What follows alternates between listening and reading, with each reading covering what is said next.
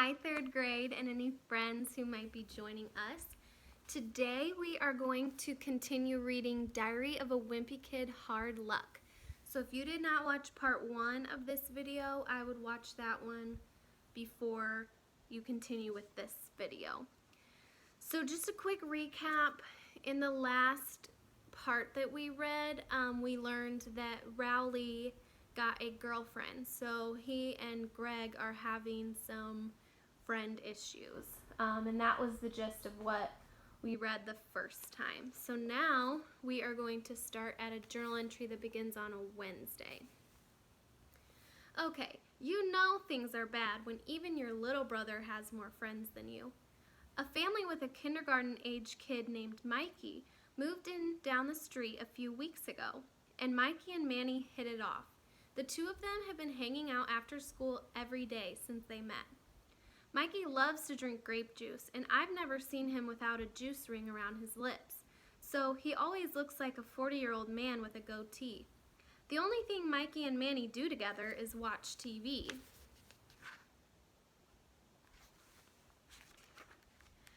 As far as I know, neither of them have ever said a single word to the other, but I guess something about their relationship just works. And even crazier than that, now Grandpa has a girlfriend. I didn't even know you could still date once you got to Grandpa's age, but I guess I was wrong. I probably shouldn't be surprised. Dad says that at Leisure Towers, the women outnumber the men 10-1. So there are always women lined up at Grandpa's door trying to win him over with casseroles and baked goods. That's the boys watching TV. Grandpa started dating this widow named Darlene, and we met her this weekend when they came over for dinner. I think it's totally crazy that Rowley and Grandpa both have girlfriends at the same time.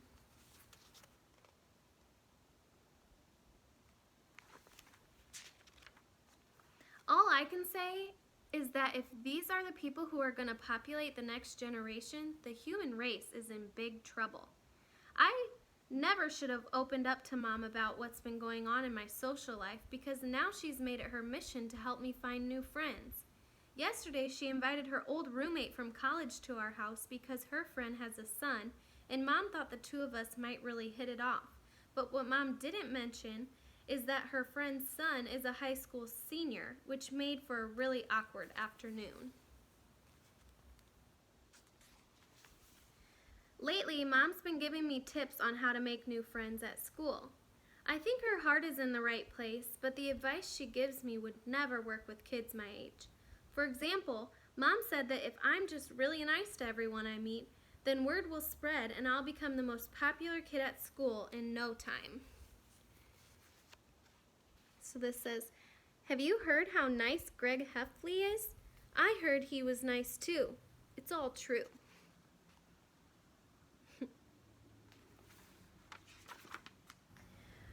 Maybe that kind of stuff worked when Mom was growing up, but kids aren't like that anymore. I keep telling Mom that nowadays popularity is based on stuff like what kinds of clothes you wear and what kind of cell phone you have, but she doesn't want to hear it.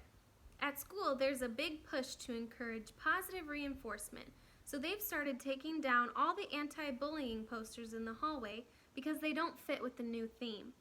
Now, instead of punishing kids for acting mean to each other, they're rewarding kids for being nice. The basic idea is that if a teacher catches you being kind to another kid, you get a hero point. If you get a certain number of hero points, you can turn them in for prizes like extra recess time. And the homeroom that gets the most hero points gets a day off from school in June.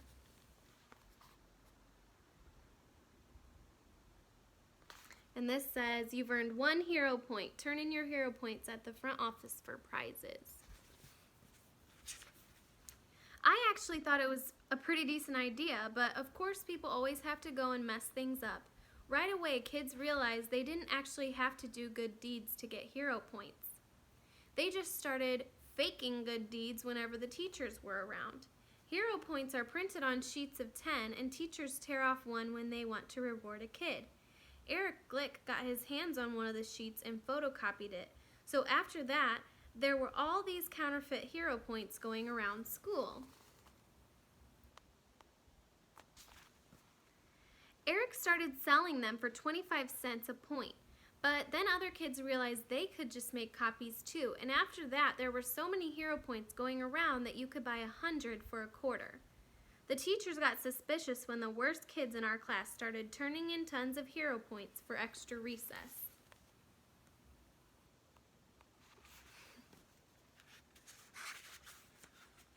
So the school invalidated all hero points printed on white paper and created a whole new batch on green paper, but it didn't take long for people to start making copies on green paper, and the whole thing started all over again.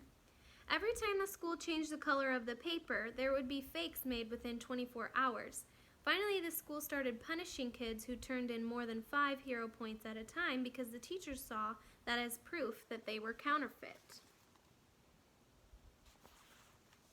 But that wasn't fair either. Marcel Templeton, one of the nicest kids in our class, got put in detention for the rest of the month, even though he earned his 35 hero points legitimately. Eventually, the janitor busted one of the main counterfeit operations when he walked into an empty science room that kids were using as their base.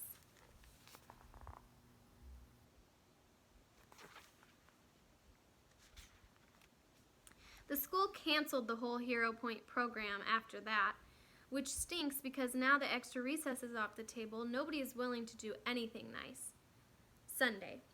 I think Mom took that stuff I said about popularity with kids my age to heart because today she took me out clothes shopping. Ordinarily, I can't stand going clothes shopping because the only time we do it is at the beginning of the school year, and once a year is enough for me. I've done a lot of boring things in my life, but nothing saps my energy more than back to school clothes shopping.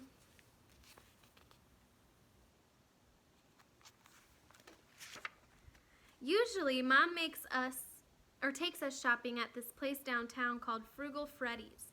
I think the people who run that store understand guys because they give us our own little area to sit while the women shop. Last September, Mom took me and Roderick to Freddy's and picked out all of our clothes for us. Unfortunately, she forgot to come get us after she was done shopping, and she got all the way home before she realized it. We must have been in there for 3 hours before Mom came back to get us.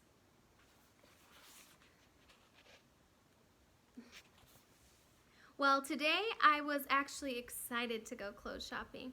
I got 2 pairs of jeans and 3 shirts, but the thing I was most pumped about was the shoes. All of my shoes are hand-me-downs from Roderick, and whenever I get a pair of his shoes, I have to spend a few hours scraping the bubblegum off the bottoms.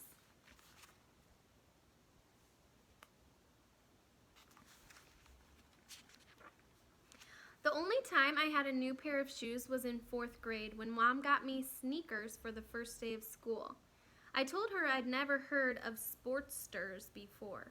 She told me they were from Europe and had a space-age technology, so I was all proud of my new shoes when I went to school. But at recess, the rubber soles on both shoes fell clean off. I was upset, and when I got home, I showed Mom, who said not to worry and that we'd take them back to the store and get new ones. That's when I found out she bought the shoes at the dollar store. And the whole space-age technology thing was just a bunch of baloney. When Mom said she was taking me shoe shopping today, I made sure she knew I was only interested in name brands.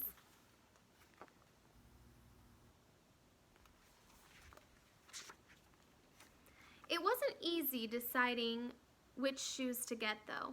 There are about 1 million different types, and each one is supposedly good for a specific thing. There are shoes for hiking, shoes for running, shoes for skateboarding, and a bunch of other ones too. There was a pair of fancy high-tech basketball shoes I really liked. They had some sort of thing in the soles that's supposed to make you jump higher, and I was seriously thinking about getting them.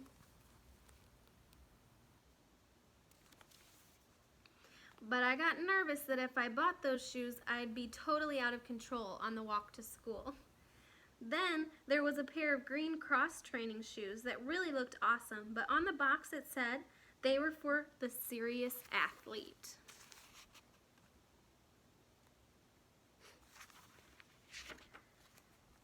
So if I got those, I think they'd just be wasted on me.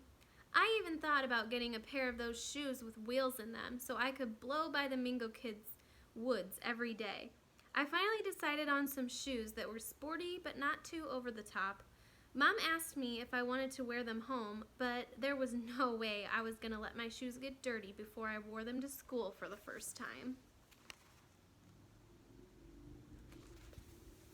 Plus, it gave me a chance to enjoy the new shoe smell all the way home. Monday. I never noticed how dirty the ground is until I got my new shoes. And not just the actual ground, but the street and the sidewalk too. The way to school is like a minefield of mud and grease and other junk, and you practically have to be a ninja to avoid all of it.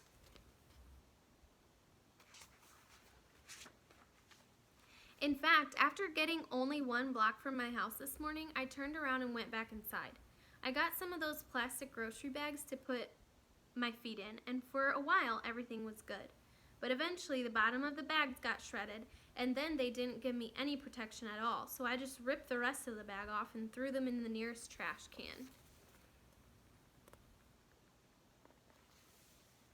After that, I did my best to avoid the danger areas. I stayed on the sidewalk until I realized I was getting pebbles in the little grooves of my shoes, and I knew those were going to take forever to dig out with a stick. So I tried to minimize the amount of rubber that touched the cement. Eventually I gave up and I just walked in the grass. By the time I got to school, I was 20 minutes late, but it was totally worth it to show up in style.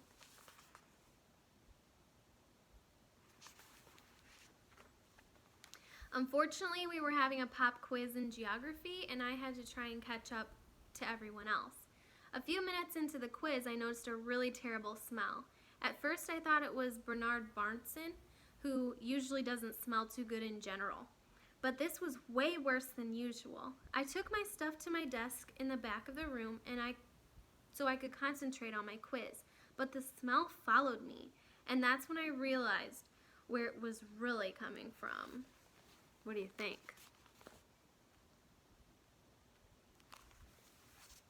I must have stepped in dog poop when I walked in the grass, and I knew exactly where it happened too. I took my shoe off and went to the front of the room to tell Mrs. Pope about my situation, but I think Mrs. Pope thought I was trying to skip out on the pop quiz because she gave me a plastic bag to put my shoe in and told me to return to my seat.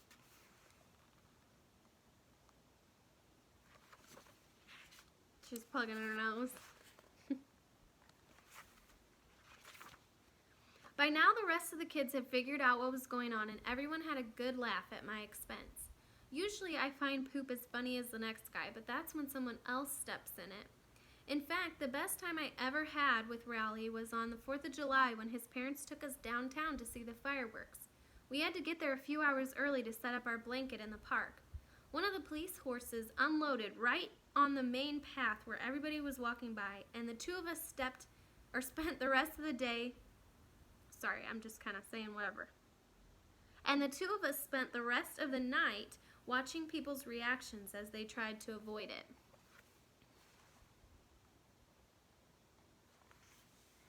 Those are some good times, but I guess they're all over now. What really makes me mad is that if everything was the way it was supposed to be, I would have been walking to school with Rowley this morning, and he would have been doing his job of scouting ahead. But Rowley had to go and get himself a girlfriend, and now I guess I'm the one who has to suffer. I had tracked Rebel's mess all over the classroom, and they had to call in Mr. Meeks to clean it up. He kept shooting me dirty looks, which made it really tough to concentrate on my pop quiz. After class ended, I went to the front office to see if there was anything they could do to help me.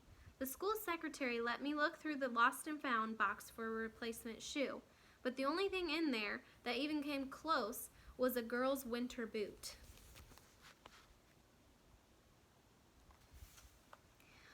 Right then, Mr. Nern came out of the teacher's lounge, and the secretary asked him if he happened to have spare shoes.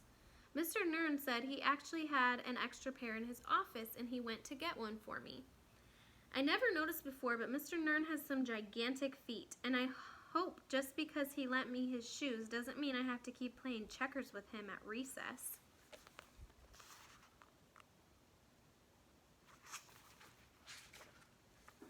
Wednesday. Since I'm not hanging out with Rowley after school anymore, I've got a lot more time on my hands. But the thing I've learned is that you should never tell your mom you've got nothing to do. So I've been going outside after school just to avoid doing chores at home. Mom's been telling me I should branch out and try to find new friends in the neighborhood, but where I live, the pickings are pretty slim. A few houses down are the Lasky boys, but their idea of a good time is stripping down to their underwear and wrestling in the front yard.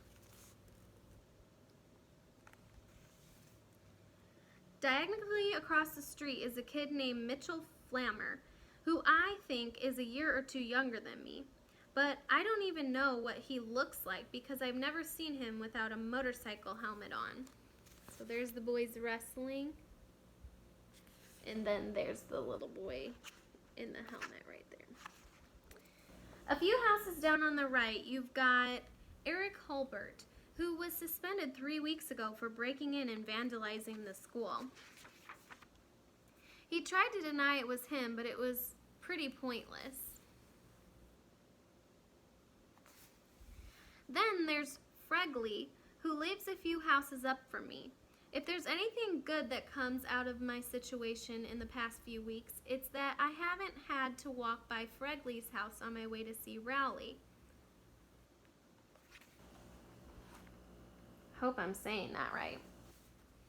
Unfortunately, Mom's always trying to set up a play date between me and Fregley. She says she feels bad for him because he seems like a lonely boy. I really wish Mom wouldn't say things like that because then it makes me feel all guilty, and trust me, I already feel bad enough seeing Fregley out on the playground every day. But today I had a really crazy thought. I realized that if I became friends with Fregley, I could mold him into exactly the type of friend I wanted.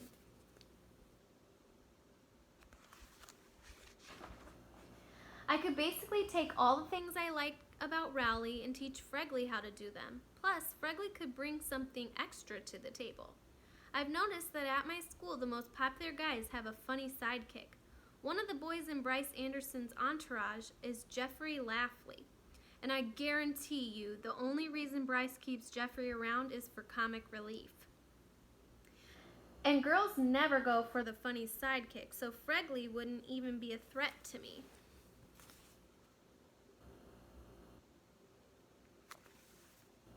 I'll just need to make sure people think Fregley is acting funny on purpose, because with him you can never really tell. Today at lunch, I went to find Fregley and invite him to sit at our table. He was so far back in the line to get a seat that he was out in the hallway near the boys' bathroom. So here's a little... And that's where he found it. Luckily, Fregley is pretty skinny, so we were able to squeeze him in.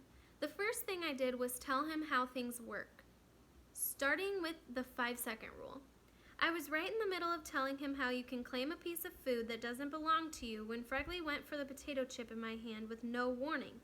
I was pretty mad, and I told Fregley that if he was going to pull that kind of nonsense, he would go back to his spot on the floor in the hallway.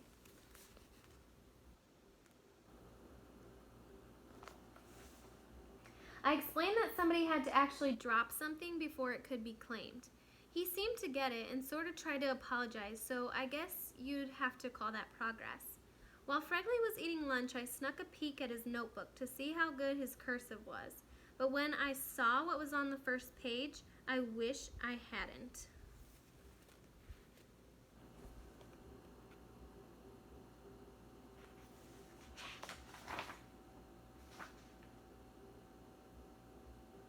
Sorry, I was just checking out the picture. After school, I asked Fregley if he wanted to walk home with me. I explained how I needed him to scout ahead for dog poop and how he'll have to pull my roller bag from time to time. Fregley seemed eager to help out, and things started off pretty smoothly, but I wasn't paying attention and I forgot to cross the street when we got near the Mingo Kids' woods. So, the next thing we knew, we had a whole pack of them chasing after us.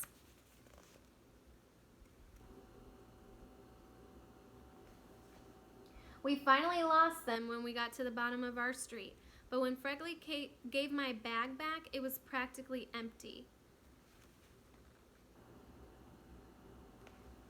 I asked Fregley what happened to all my books, and he said he threw them out when the Mingo kids were chasing us. I asked him why he'd gone and done that, and he said he was hoping they'd stop and read them.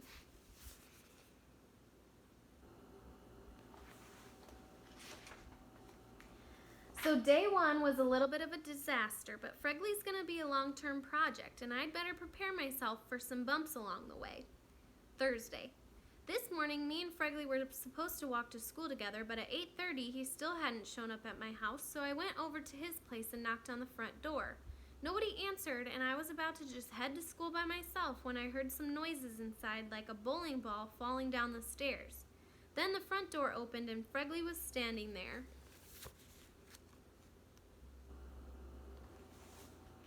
Fregley told me that when he was getting dressed, he accidentally put his shirt on upside down and got stuck. That meant it was up to me to untangle him. At first, I was a little irritated, but then I realized this was just the kind of thing that people might find funny.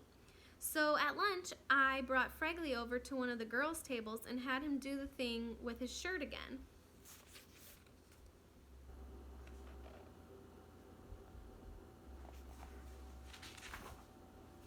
Unfortunately, we must have picked the wrong table because not one of the girls even let out a chuckle.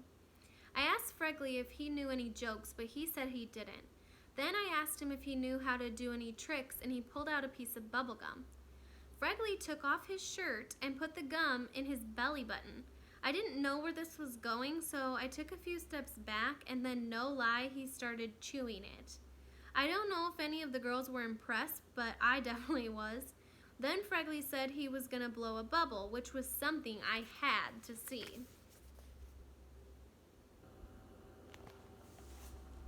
But I should have known it was not physically possible to blow a bubble with your belly button.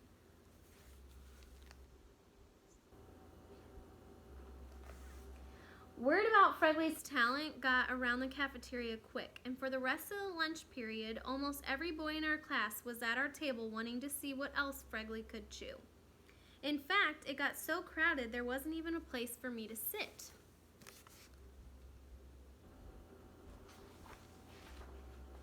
So while Fregley was enjoying his moment in the spotlight, I was eating my lunch out in the hallway. This just goes to show that no matter how nice you are to some people, they'll turn their back on you the second they get the chance. Okay, that's where we are going to stop today. So kind of think about, do you think it was a good idea for Greg to do that, to just pick on somebody that didn't have a lot of friends so he could try to make him into just like Rowley was? Or do you think that that's a bad idea to have done? That's what you can question before we read next time. All right. I hope that you are staying happy and that you're staying healthy. And it's starting to get a little bit warmer out, which is nice, so we can be playing outside.